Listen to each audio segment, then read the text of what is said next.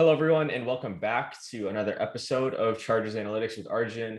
I hope everyone had a nice 4th of July weekend and enjoyed an extra day off or spent some time with family out in the sun.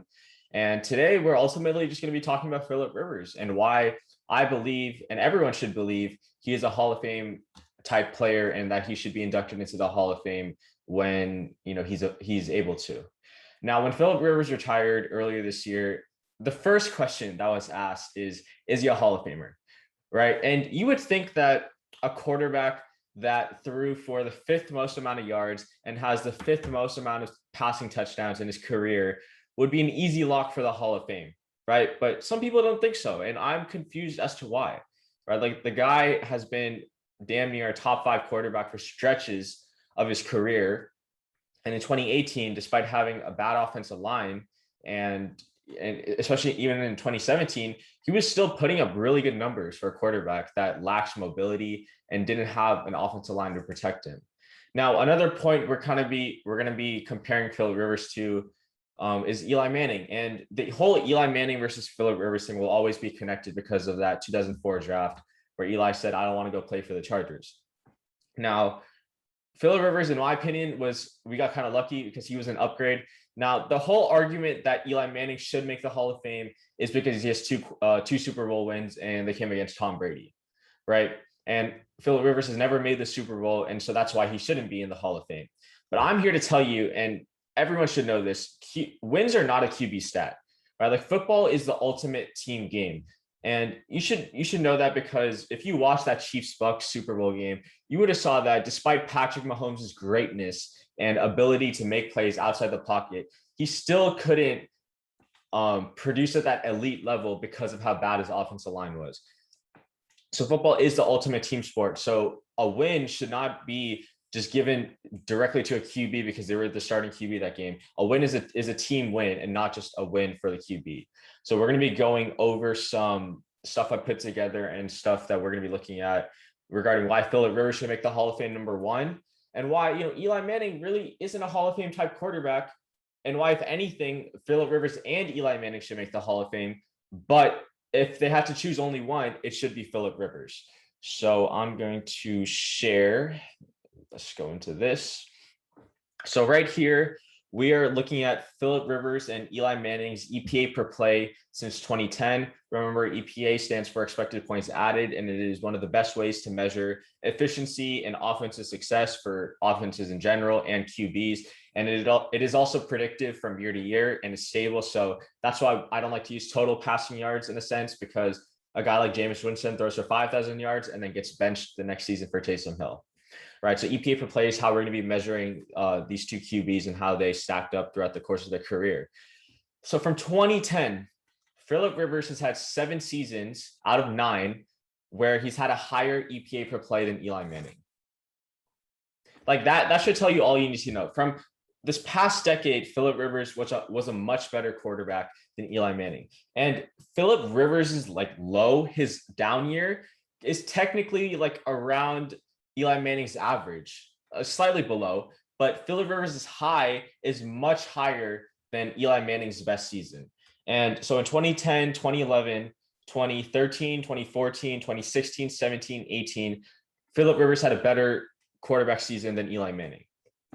Now, obviously, Eli Manning won the Super Bowl in the 2011-2012 season. But in that season, Phillip Rivers was still a better quarterback than Eli Manning, right? So throughout the course of this past decade, Phillip Rivers was a better quarterback than Eli Manning, but people still think Eli Manning should make the Hall of Fame. All right, so our next point that we're going to be going to is kind of looking at how both quarterbacks fared when it came to injuries to their team. Now, we all know Phillip Rivers, the ultimate Iron Man, the second coming of Brett Favre. The guy never missed a snap after his first start in 2006, played on a torn ACL in the AFC Championship game. That should tell you all you need to know about his toughness and his ability to put his body on the line when it's necessary. Now, I want to be honest, like, the Giants have had a really bad string of injury luck. Like from 2013 to 2015, they had the most injuries out of any team in the league, right? And the metric, by the way, I'm using to rank injuries is adjusted games lost. This comes from Football Outsiders, as you can see down below. And adjusted games lost pretty much just takes into account injury reports that teams put out at the end of every week. So, when the Chargers say Denzel Perriman out or Mike Williams questionable, Football Outsiders tracks all of these injuries and makes this metric to help evaluate injuries throughout the course of a season for every single NFL team, right? So the Chargers actually, for a good part of the decade, have had better injury luck than the Giants. Like, even when the Giants won the Super Bowl in the 2011-2012 season, they had their fair share of injuries. But I mean, the Chargers have also had some lows as well. Like in 2014, 2016, 2019, and 2020, they ranked in that like bottom 5 in terms of adjusted games lost, right? So the injury thing goes both ways. And I know everyone knows that the Chargers have been one of the most snake-bitten teams in sports history, just because of how many injuries they've suffered to key players. But in general, both teams have had their fair share of injuries. So just putting that out there, that both quarterbacks had to go through similar things. But obviously, I think Eli Manning caught a few lucky breaks here and there. But overall, Phillip Rivers was still, a much better quarterback than Eli Manning, despite all the injuries. Okay, now, so the next thing I want to go through is just looking at certain periods of Phillip Rivers and Eli Manning, right? So if we look at 2008 to 2010, Phillip Rivers was legitimately the best quarterback in the NFL per EPA and CPOE. And if you don't remember what CPOE is, it stands for completion percentage over expected. And this is the best way to measure accuracy. And EPA per play is the best way to measure production. Okay, so this website takes into account both of them and makes this composite score. So it pretty much combines both metrics and makes this one value. So Phillip Rivers was legitimately the best quarterback over this 3-year period, which was like technically his prime when he had like LT towards the end of his prime. Still had like Vincent Jackson, Chris Chambers, and all of them, Antonio Gates, obviously. And Phillip Rivers was one of the best. Eli Manning was 15th, right? He wasn't even a top 10 quarterback during that stretch. If we go from, let's say, Eli Manning stopped playing pretty much after 2018. So we go from like 2015 to 2018, right? This 4-year stretch. Let's see how both quarterbacks fared. So Phillip Rivers, during this 4-year stretch, if it's going to load, he was the 9th best quarterback, and Eli Manning, wow, the 35th best quarterback in that 4-year stretch. And mind you, this is when Eli Manning had, guys like Odell Beckham Jr. and Odell Beckham Jr. I'm blanking on the rest, but like if you do your research, like he still had decent weapons to throw to. Keenan Allen was missing for 2 of these years, and he was throwing to like Tyrell Williams and like an old Antonio Gates from 2015 to 2016. Like Phillip Rivers was legitimately a really good quarterback still during the stretch. And if we just look at one last period from 2011 to 2014, because like that's pretty much the last period we haven't really looked at yet.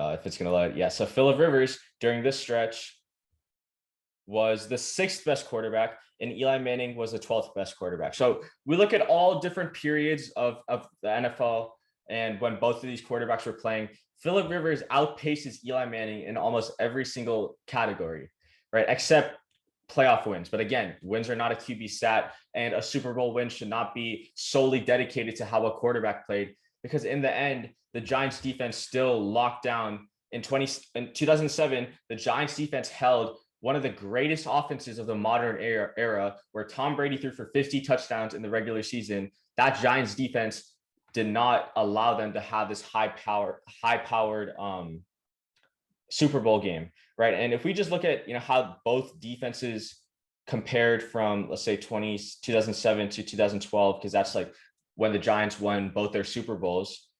The Giants had the 6th best defense in terms of EPA per play allowed, and the Chargers had the 11th best defense, right? And I'm gonna go back to that 2006 Chargers versus Patriots game. I'm a 2002 baby, so I was too young to really watch and understand this game. But I've read all the stories, I've watched all the videos. Marlon McCree, if he didn't fumble that ball away, the Chargers might have been in the Super Bowl that year, right? So Phillip Rivers hasn't had his fair share of luck compared to Eli Manning, whose team really just shut down the Patriots in both of those Super Bowl games. If we look at just the Super Bowl, and we see how well the Giants played, the Giants were the second best defense in this 6-year stretch when it came to shutting opposing offenses down. So you can see Eli Manning has had some fair share of luck when it came to his defense playing really well as his team just playing ultimately pretty good, despite him not being a top 10 quarterback during that 3 to 4 year, 5-year stretch. So that's going to wrap up the video. Again, you all should believe, especially as Chargers fans, that Phillip Rivers is a Hall of Famer. And even if you take bias out of it, the advanced stats show that Phillip Rivers was legitimately a top 10, even top 5 quarterback for a good stretch of his career. And Eli Manning has never shown that he's a top 10 quarterback through advanced stats such as EPA throughout the course of his career. And even in his Super Bowl runs, Phillip Rivers was a better quarterback during that year that Eli Manning won the Super Bowl. Now, I know it's hard not to show bias. I'm sure every Giants fan thinks Eli Manning is a Hall of Famer, as they should, right? If you're a fan of the team, you should be supporting your players. But when it comes to voting players into the Hall of Fame, I really think it should be a no-brainer for a guy like Phillip Rivers, who's a top 5 passer all time in terms of passing yards and passing touchdowns. So again, that brings me to the end of this video. Make sure to comment any potential topics you want me to talk about later this summer. I'm kind of getting close to my end of the topics that I wrote down that I want to go over before the season starts. So I really want to get into some of these other comments and topics that you guys bring up. And with that, as always, bolts up.